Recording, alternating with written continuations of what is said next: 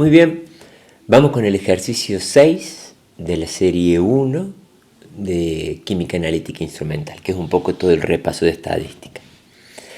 En este dice que se utilizaron dos métodos diferentes para determinar el valor en ppm del contenido de magnesio en agua natural. Son ppm los datos. Entonces dice que utilizó un método A, 6 valores, método B, 6 valores.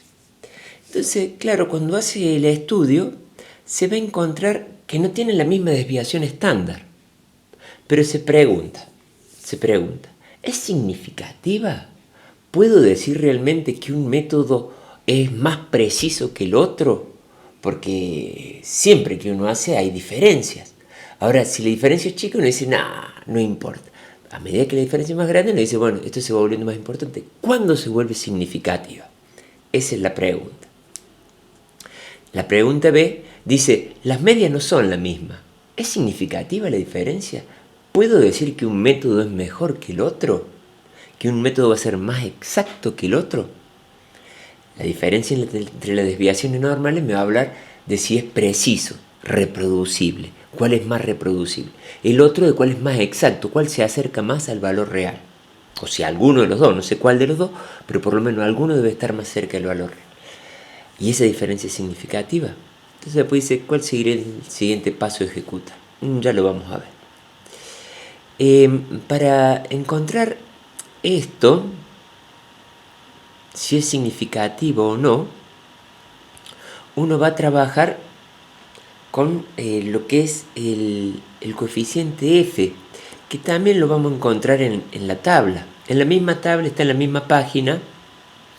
El coeficiente F está en la misma página que los valores de la prueba Q.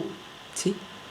Ve acá sale, tabla de cuadro 3.8, valores de F para un nivel de 95% de probabilidad. Entonces, ¿uno qué va a hacer para esto? Va a encontrar el F, que es la relación. Vamos a darle un poquito más de zoom a esto.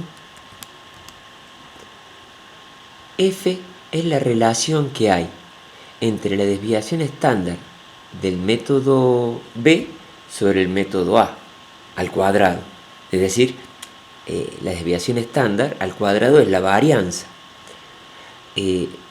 Bueno, acá ordené los datos, encontré la desviación normal, la varianza, que es el cuadrado y el promedio. Entonces, hago lo mismo con los dos métodos. Y esta relación me da que es 2,61. 2,61. El de la tabla me da 5,05. Entonces el ser menor, 5,05. ¿Sí?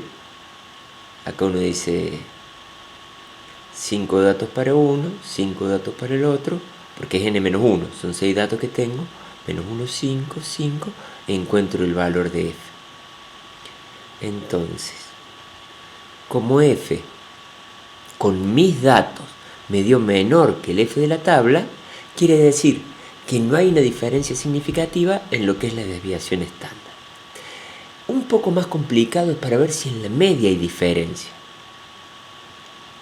Uno va a utilizar el T de tabla y lo va a comparar, el T de Stion, ¿no es cierto?, con el T para este conjunto de datos.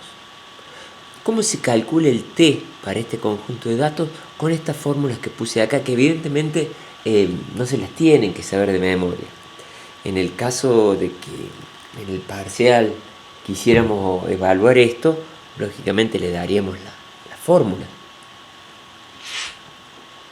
Acá el T global de los dos métodos en comparación es con esta fórmula, la diferencia de las medias sobre un valor de desviación estándar también de los dos. Por raíz, bueno, esto y este valor de desviación estándar se calcula con esta fórmula, que son los datos que yo he puesto acá. Acá sí da que el T que me da el T global de los dos métodos es mayor que el T de tabla.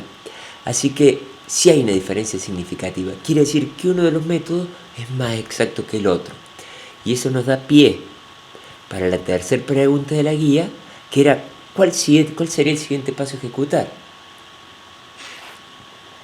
Bueno, tratar de determinar con un agua en el que sepamos el valor real. Por ejemplo, un agua que nosotros preparemos. Entonces utilizamos los dos y vemos cuál de las dos medidas se aproxima al valor real. Y eso nos va a permitir saber cuál de los dos métodos es más exacto, ya que hay una diferencia significativa en las medias. Espero que se haya entendido.